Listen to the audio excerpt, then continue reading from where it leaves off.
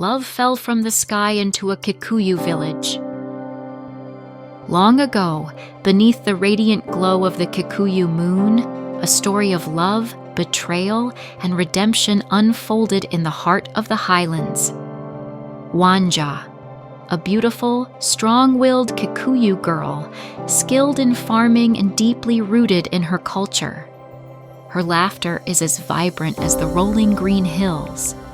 Mwangi, a hardworking young man from the same village, kind-hearted but haunted by the shadow of his father's betrayal of their community. James Carter, a wealthy, mysterious foreigner whose plane crashes near Wanja's village. His arrival sets off a chain of events that will change everything. One fateful night, a plane fell from the heavens, landing on the outskirts of Wanja's village.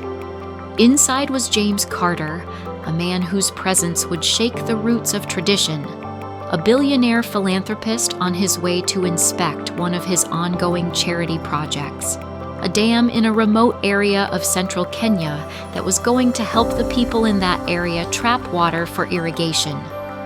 Today he was traveling alone, opting to fly over the area to get an aerial view of his project before heading back to his office in New York.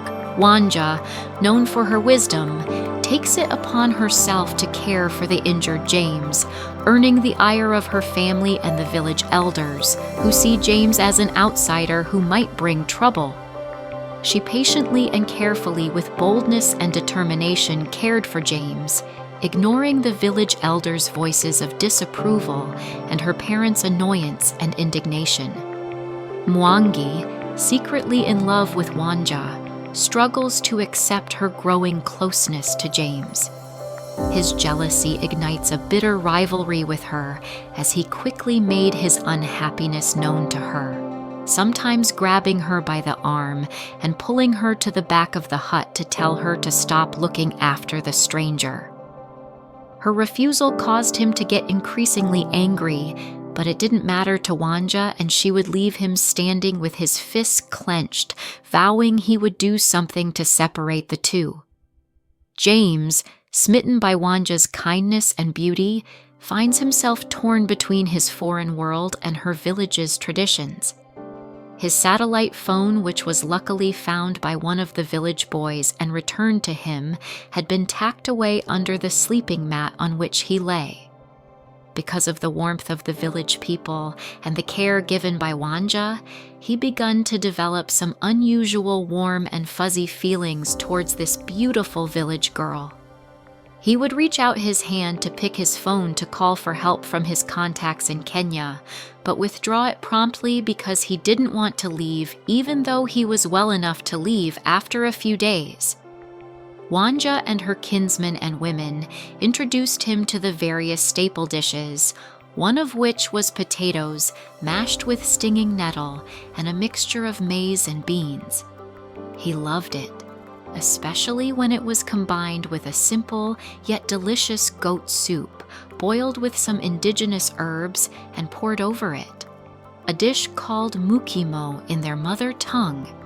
He had to introduce it to the Americans. Nevertheless, he knew that there would be search parties sent to look for him, but he didn't care.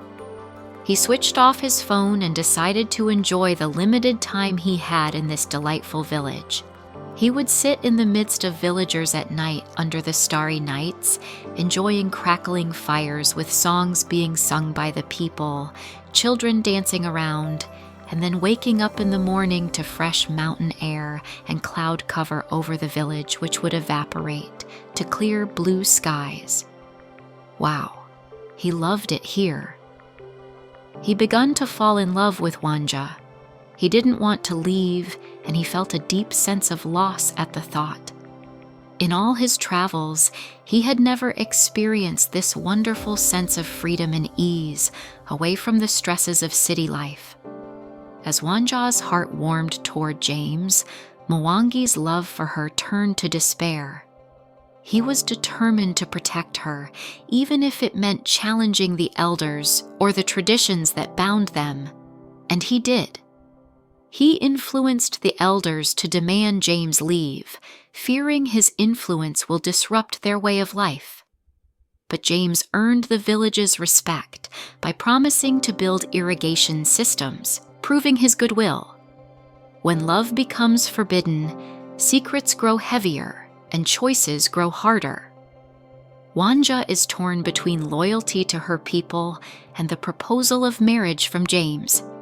Mwangi, blinded by his love for Wanja, and conspires to sabotage James, hoping to win her back, but his conscience gets the better of him.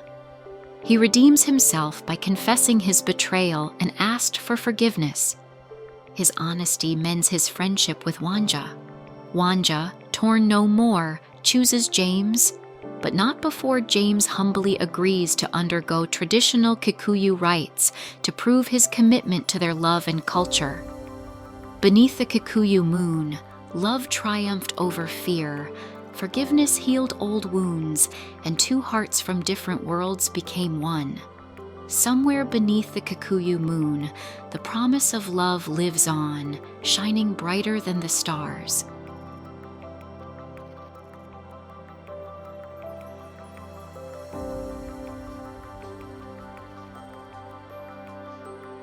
Please like, share, and subscribe to my channel for more videos.